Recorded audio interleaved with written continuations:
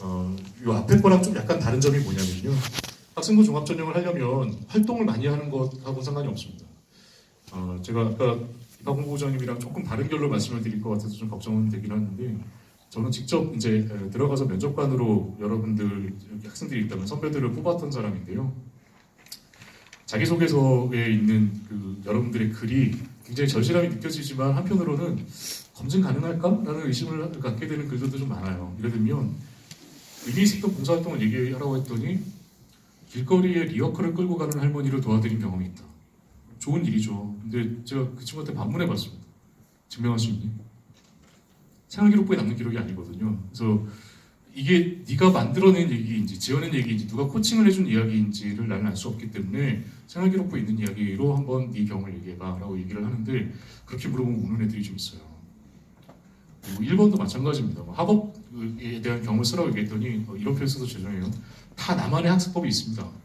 그래서 다 그거 써요. 그래서 저는 단어 암기 나무를 만들었어요 이렇게 얘기하는데, 제가 읽었을 때는 물론 이해는 하는데 저희 아들 녀석 보니까 되게 공부하는 애들이 대부분인 중학교의 현실을 고려해봤을 때 이렇게 공부 많이 하는 애들이 많으면 대한민국은 참 미래가 밝구나 하는 생각이 들다가 막상 뽑아보면 그때 그 아이들은 다 어디에 있을까 이런 고민이 들기도 하고, 다들 사교육은 안 받고 학원은 안 갔다는데 저희 아이 그랬더니 성적이 안 올라서 학원을 안 보낸 아빠의 잘못이다. 나는 출발부터 틀렸으니 공부에 대해서 기대하지 마라. 이런 이야기를 하고 있거든요. 자기 주도 학습에 대한 이야기를 쓰되 저는 그렇습니다. 검증 가능한 이야기를 썼으면 좋겠고, 장래희망도 마찬가지예요. 이화여고 와서 뭘 하고 싶다라는 걸로 아이를 뽑을 수는 없다고 생각해요. 개인적으로는. 대통령 하겠다는 아이를 뽑으면 되죠. 근데 그거보다는 중학교 때 구체적으로 뭔가를 했던 경험이 명확한 친구를 더 원합니다. 그걸 봐야 얘가 와서 뭘 할지를 볼 것 같거든요. 죄송합니다. 이게 제가 주로 고3 자소서를 보다 보니 고3 자소서의 이 장래 희망들을 보면 대한민국의 미래가 굉장히 밝은데 실제로 아이들이 해놓은 활동들은 그렇게 다양하지는 않은 경우가 좀 많아서 좀 미리 걱정하는 마음으로 말씀을 좀 드렸습니다. 참고로 이거는 학종은 다시 얘기하면 활동도 중요해요. 활동도 중요한데 그냥 예를 들면 사회복지학과를 가기 위해서 봉사활동 시간을 300시간을 했어요. 이건 대학교에서도 별로 의미 있게 생각하지 않습니다. 세상을 도우고 싶은데 학과가 사회복지학과만 있는 것은 아니지 않습니까? 그래서 참고로 저 고3 담임하면서 한 친구가 남을 너무 돕고 싶어하는 친구이고 역량도 되는 친구인데 고민을 하다가 제 친구 중에 노무사하는 애가 있어서 한번 보내봤어요. 너 이 친구 한번 좀 만나줘라. 장래희망을 노무사로 변경하고 법대를 갔는데요. 참고로 지금 법대가 있다는 것은 이미 그 이상의 학교는 전부 다 법전원, 로스쿨로 전환을 했다는 이야기고, 숙대법대를 갔는데 어저께 연락 왔습니다. 올해 노무사 최종 합격했다고. 이게 졸업하고 딱 4년 만에 자기 인생을 설계할 수 있게 됐는데, 남을 돕고 싶은 학생이 사회복지학과 이외의 대안을 생각할 수도 있어야 되는 거고, 또 대학 입장에서는 봉사활동을 많이 한 것보다 더 중요한 건 이 아이가 이 대학의 수업을 따라올 수 있고 그 역량을 펼칠 수 있는 기본적인 역량을 갖고 있는가? 이게 굉장히 궁금한 점이라고 생각해요. 그래서 대학교에서 내신 성적이 많이 떨어지더라도 하나만 잘했던 아이를 뽑았던 게 입학사정관 전형 10년 전쯤에 시작된 거라면, 학생부 종합은 죄송하지만 내신을 챙겨야 됩니다. 아무리 잘 보지만 내신 5등급 이하에서 학생부 종합하는 건 좀 쉽지 않습니다. 중앙대 수준에서는. 그래서 여기는 아무래도 좀 위쪽에 3등급 쪽에 가 있다면 노즐은 그거보다 훨씬 더 벌어져요. 그래서 맨 위에 1등급 애들부터 8등급 애들까지도 씁니다. 참고로 여기 맨 마지막에 있는 친구는 내신 8등급이 넘어가는 인문계인데 중앙대 논술 최저를 맞춥니다. 이거 했을 때가 중앙대가 세계학 6등급 요구했던, 둘둘둘 요구했던 해인데 이걸 맞춘다는 건 수능으로 어느 정도 일정한 이상 수준의 학교를 간다는 이야기가 되거든요. 그래서 논술은 훨씬 더 넓은 아이들이 할 수 있는 건데 이거는 지금 못 정하겠죠. 그러니까 자녀가 이화여고에 오고 학교생활을 해본 다음에 얘가 활동을 통해서 스트레스를 받지 않고 오히려 자기의 삶의 활력소를 얻는 친구라면 활동 중심의 학생부 종합전형을 준비할 수 있고요. 그렇지 않고 논리적인 사고력이 강한 친구면 노조 전형으로 이거저거 다 짚고 나는 단순하게 그래도 수능 중심으로 가겠다고 얘기하면 정시로 이걸 모두 할 수 있는 학교라고 생각은 하고 있습니다. 참고로 제가 이렇게 보여드리면 이것도 네가 조작한 거 아니냐 이런 얘기를 하실까봐 근거로 사진을 찍어온 겁니다. 이거 경희대 서명에 갔더니 앞에 이제 선생님들 앉혀놓고 서울에 있는 고등학교 순위를 발표했는데 다들 이제 자기 학교 몇 등 하나 이걸 보는 거잖아요. 그래서 저희 학교가 여기 있어서 이거는 잘 화면이 안 보이지 않으세요? 그래서 좀 더 큰 화면으로 보여드리겠습니다. 정리한 겁니다. 그래서 학교 이름을 실명으로 밝히는 거 굉장히 좀 조심스러운데 뭐 저희가 이거보다 더 잘한다는 뭐 이런 거 강조하려는 건 아니니까 이해해 주실 거라고 믿고요. 학교마다 특성이 있는 겁니다. 예를 들면 휘문 같은 학교가 물론 잘하는 학교인데 여기 정시 중심인 것 같습니다. 그래서 정시로 아이들을 주로 비학생부 종합으로 보내고 있고요. 천하예고 예고니까 정시로 보내겠죠. 외고 애들이 주로 인문계만 이제 갈 수 있기 때문에 인문계에서 학종을 노리고 있는 경우고요. 경희대입니다. 서울여상은 이제 특성화고등학교를 아이들을 보내겠죠.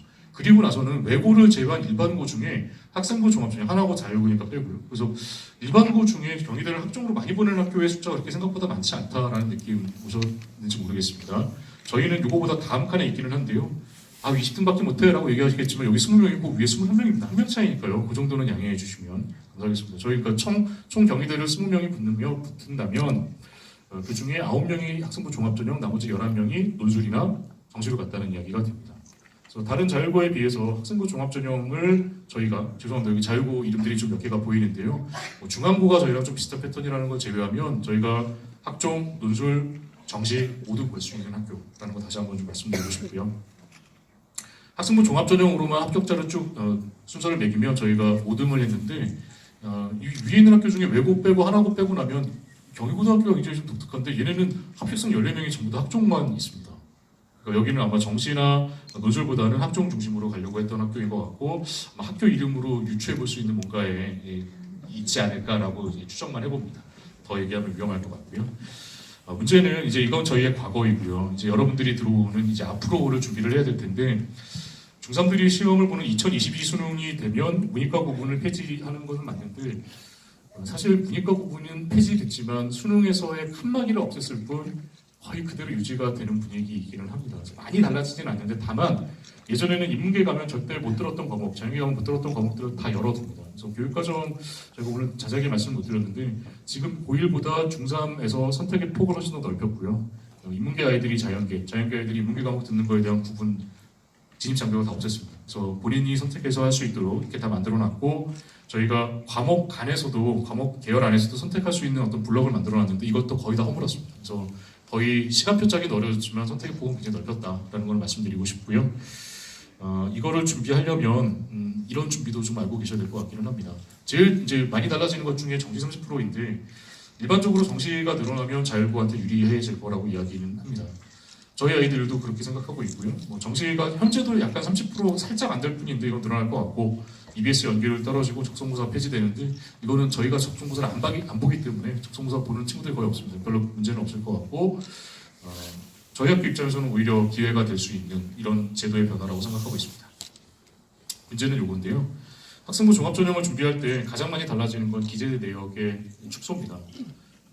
이거는 저는 조금 죄송한 표현으로 선생님들이 귀찮다고 해서 정보에 막 조르면 자꾸만 이루어져요. 예를 들면 재작년만 해도 애들이 독서 기록을 내면 책 제목 써주고 아이들이 독서를 통해서 느꼈던 바까지 써줄 수 있었는데 이제는 책 제목만 올라갈 수 있습니다.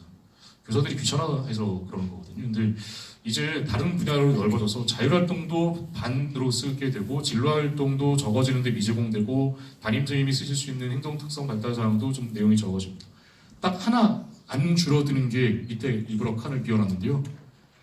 그게 바로 교과 수업에 대한 아이 개인의 교과 세부 능력 및 특기사항입니다. 이것만 그냥 무한정 풀어놨습니다. 물론 과목별 최대 입력 자수는 제한이 있지만 여러 과목을 하게 되면 그만큼 시간은 늘어나거든요. 자율고의 장점은 아마 이 나와 있지 않은 교과 세부 능력사항인 것 같고 학생부 종합전형이라는 것은 학생의 학업 역량 증명해 볼 수 있는 건 교과 수업인데 그게 반드시 등급이라는 숫자뿐만이 아니라 그 수업 활동을 통해서 아이가 얻을 수 있었던 자기가 개발했던 역량 이걸 요구한다고 생각하기 때문에 저희도 여기에 맞춰서 지금 준비하고 있고 아마 이 친구들이 들어오게 되더라도 큰 문제 없이 잘 진행이 될 거라고 생각은 하고 있습니다. 진로 선택 과목과 일반 선택 과목으로 나뉘게 되는 거 이건 이미 다 알고 계시는 거이긴 한데요. 저희가 그동안은 일반 선택 과목 중심으로 이제 수능 중심의 개설을 했다면 진로 선택 과목은 내신 등급을 9등급으로 내지 않아도 되기 때문에 아이들이 조금 더 편하게 들어와서 자기 진로와 관련된 활동들을 할 수 있는 수업으로 설계하려고 하고 있고 여기에 지금 박스 쳐져 있는 과목들이 거의 대부분 다 개설이 됩니다. 아이들이 좀 편하게 자기 진로 설계할 수 있을 거라고 믿고 그 중에 하나가 이런 겁니다. 지도제학부가 하고 있는 일인데요. 저희가 3D 프린터에 관심을 갖고 있는데 저희 학교 분위기가 좀 그렇습니다. 저희 옆 교수님들 듣기에는 좀 불편하실 텐데 죄송합니다. 학교가 선생님들한테 바라는 게 너무 많아요. 크리스마스 때 저희 연극해야 돼요. 교사 연극해야 되는데 힘듭니다. 수능 앞두고 선생님들은 학생들한테 수능 응원 문구를 편지로 써서 30명의 선생님들 글을 모아서 수능 한 달 전부터 아이들이 묵상할 수 있도록 교목실에서 묵상집을 만듭니다.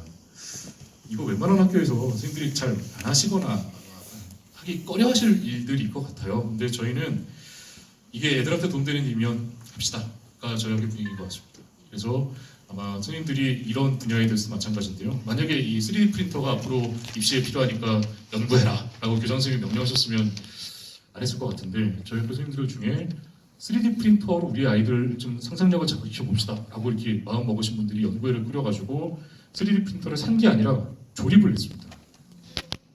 참고로 이분의 전공은 수학과입니다. 컴퓨터 전공이 아니고요. 본인이 막 연구하더니 뭐 이렇게 3D 프린터를 만들어서 결국은 어디까지 갔냐면 뭐 이렇게 아이들한테 3D 프린터로 물건 만들고 뭐 광고학교 수업하고 아이들 몇 명을 먼저 가르쳐가지고 프로그래밍 언어 짜고 뭐 이런 거 해서 지금 아마 학교에서 나가는 기념품을 3D 프린터로 직접 만들어서 내보낼 생각인 것 같습니다. 이런 거에 저희는 굉장한 기회를 아이들한테 계속 제공하고 있고요. 학교에서 연간 열리는 어떤 외부 프로그램의 숫자가 아마 대한민국에서 제일 많지 않을까라는 생각을 해봅니다. 다시 얘기하면 선생님들은 굉장히 귀찮습니다. 근데 그게 아이들한테 도움되면 하겠습니다. 그래서 저희 오늘도 뉴욕 주립대라는 학교에서 오셔가지고 영어로 이제 그 크리에이티브 라이팅이라는 영어 글쓰기 특강을 했는데 아이들이 옵니다. 관심 있는 아이들이 챌린지를 합니다. 저희는 이런 아이들을 기다리고 있는 거고요. 아까 교장 선생님이랑 교감 선생님도 말씀하셨지만 끌고 가는 일은 되게 잘 못하는 학교입니다. 뭐 전원 다 남아서 무조건 10시까지 야자 학교가 해본 적도 없고 그거 했다가 이제 이 학교 교육력이 오히려 망가진다고 생각하기 때문에 대신에 10시간, 11시간 남겠다는 아이가 있으면 끝까지 도와줍니다. 기회는 어마어마하게 드릴 겁니다. 근데 혹시 학생들이 있다면 제가 부탁하고 싶은 게 난 그런 거 다 싫어, 귀찮아 하고 하는 아이들한테는 이 활동 굉장히 힘든 학교일 수 있습니다. 뭐 이렇게 하라는 건 많고 뭔가 이렇게 학교가 굉장히 복잡하게 움직이는 것 같은데 나한테 도움되는 거 없어. 이런 친구들은 부정적인 생각을 갖기 쉬운데 뭐든지 나는 이걸 가지고 한번 도전해볼게 하는 친구들은 얼마든지 오세요. 저희 도와드리겠습니다. 4차 산업혁명 캠프라고 해서 뭐 4차 산업이 꼭 자연계만 하는 건 아니잖아요. 지금 강의하고 계신 분이 인문계 사회과 선생님이시고요. 아이들이 뭐 이렇게 직접 만들어 보기도 하고요. 참고로 저 만들고 있는 게 미세먼지 측정기라는 걸 아이들이 직접 만들었고요. 라즈베리 파이라는 컴퓨터도 직접 만들고 뭐 그렇습니다. 그리고 스크랜턴 아카데미 아까 말씀해 주셨는데 이 친구들 중에 자연계 선택하는 친구들은 포스텍, 유니스트 이런 연구단지도 탐방하게 하고 참고로 포스텍 가서 들었는데 일반고 중에 포스텍에 와서 하룻밤을 자고 가는 학교는 저희가 전국에서 유일합니다. 포스텍이랑 친해져서 올해 포스텍 설명회를 이 자리에 했습니다. 서울건설병원 그렇게 되어 있는 학교입니다. 3D 프린팅도 교육하고 있습니다. 참고로 지금부터 보여드릴 거는 저한테 워낙 많은 분들이 이 학교는 성적이 어느 정도일까요? 라고 궁금해하셔서 제가 말씀을 드리려고 합니다. 참고로 미리 말씀드리는데요. 찍어가시는 것도 물론 다 좋은데 정보를 얻어가시는 것보다 저희가 지향하고자 하는 철학이 무엇인지를 같이 공부해 주시면 더 감사하겠고요. 그다음에 또 하나는 제가 보여드리는 건 3학년도 성적이고 3학년의 수능 성적은 아직 결과가 안 나왔기 때문에 아까 전에 뭐 저희가 추정한 걸로 얘기할 수는 없으니까요. 10월달 모의고사 성적만 보여드리겠습니다. 그리고 죄송한 표현이지만 1학년들 성적이 더 좋은데 그걸 다 공개하지 못하는 점은 양해해 주시고요. 그래도 수능 직전에 있는 아이들이 어느 정도 하는지를 말씀드리겠습니다. 숫자 보는 방법은요. 이제 고등학교 이제 자녀를 두고 계신 분들은 다 아실 텐데 1등급이 4%까지입니다. 전국에서. 그리고 2등급은 7%, 더해가지고 11%까지고요. 3등급 12%라서 누적하면 총 23%까지가 전체 3등급까지를 이야기하는데 국어는 거의 전국 평균이 4%, 7%, 11%니까 거의 지금 말씀드린 숫자랑 거의 맞췄잖아요. 저희는 10%, 15%, 24%에서 3등급까지 합치면 거의 한 절반 정도 아이들이 3등급 이내에 들어옵니다. 3학년의 경우입니다. 영어는 절대평가에서 난이도에 영향을 많이 받는데 아시겠지만 저희 학교 아이들이 영어를 굉장히 좀 잘하는 아이들이 많습니다. 그래서 영어 성적은 다른 어떤 과목보다도 누적 백분위가 좀 높게 나오는 편입니다. 수학은 가형이 자연계고 나형이 인문계라고 할 수 있는데요. 가형은 좀 그래도 조금 고전하고 있는데 나형에서는 크게 문제없이 거의 한 50% 정도 가까이 올라왔고요. 한국사도 절대평가인데 50% 넘겼고요. 쌍어과 윤리도 전국에 20%가 3등급까지인데 저희 50% 넘겼습니다. 참고로 가장 많이 선택하는 과목만 일단 한번 보여드리겠습니다. 세계지리는 1등급 7% 정도가 나오는 조금 그래도 좀 쉬웠던 시험인 것 같은데 저희가 17%까지 1등급을 받았고요. 사회문화도 5등급인데 12% 정도가 나오는 걸 것으로 생각하시면 이 정도 아이들이구나라고 생각하시면 될 것 같고요. 자연계 과목에서는 저희가 생명과학을 제일 많이 선택하는데 생명과학이 한 50% 가까이, 그다음에 화학은 그보다 조금 더 못 미치고 요즘 지구과학 선택자가 많아져서 지구과학도 전국 평균보다는 좋은 성적을 유지하고 있습니다. 아까 말씀드렸던 것처럼 1학년 성적도 좋은데 3학년 성적만 말씀을 좀 드렸습니다. 제가 좀 두서없이 많이 말씀을 드렸는데 제가 마지막 사진을 이걸로 말씀드리려고 하는 건 올해 1학년 신입생들한테 제가 이 사진으로 시작을 했고요. 개인적으로 블랙핑크 팬이 아닙니다. 그래서 미리 말씀을 드리고 부모님들 중에 쟤네가 누구야라고 얘기하시는 분은 조금 공부를 하셔야 될 것으로 생각은 합니다. 죄송합니다. 저도 잘 모르는데 이름 정말 잘 몰라요. 근데 저 왼쪽에 있는 제니라는 아니구나. 그래서 제니라는 친구고 이렇게 제가 사례를 들어놓은 건데요. 저희 학교에 체육생님이 새로 오셔가지고 저희가 보기에는 이래도 되나 싶을 정도로 스포츠 클럽이 너무 많습니다.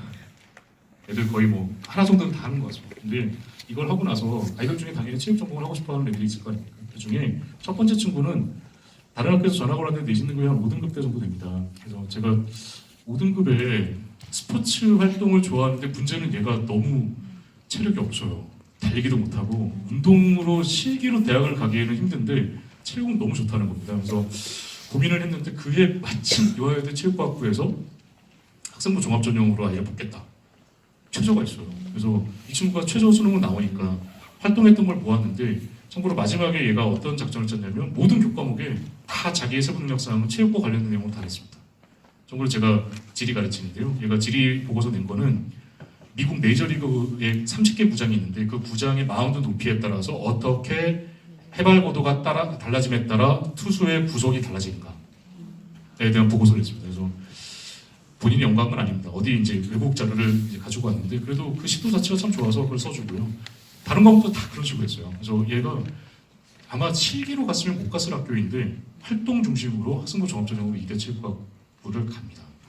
최저도 맞췄고요. 그래서 활동을 좋아하는 친구라면 올 수 있고요. 두 번째 친구는 내신 성적 대비 수능도 잘 안 나오는데 문제는 이 친구는 피지컬이 너무 좋습니다. 그러니까 뭐 달리기 아니면 기초 체력 이런 것들을 워낙 만점에 가깝게 맞았던 친구인데 얘도 2대 체육교육과를 갔습니다. 얘는 정시입니다. 그래서 실기 중심으로 갔고요. 세 번째 친구는 활동한 것도 없고요. 수능도 잘 안 나옵니다. 근데 체육과는 가고 싶대요. 이런 아이를 뽑아주는 학교가 전국에 딱 한 학교가 있는데 경희대 체육학과입니다. 논술로 연명을 보십니다. 최저가 있고요. 그래서 이 친구한테 논술을 보냈는데 얘는 논술로 경희대 체육과를 갑니다. 다시 얘기하면 아이가 활동 중심이건 아니면 정말 갖고 있는 역량이 기본적으로 좋건 아니면 논리적 사고를 할 수 있건 이 셋 중에 하나만 갖고 있으면 이화여고 보내주십시오. 잘 키워보겠습니다. 만약에 이 세 가지가 모두 없다. 그럼 이화여고로 와서 마지막 네 번째 친구처럼 자기의 잠재력을 키워주시면 됩니다. 저희는 최선을 다해서 여러분들을 돕겠습니다. 이 말씀 들어주셔서 고맙습니다.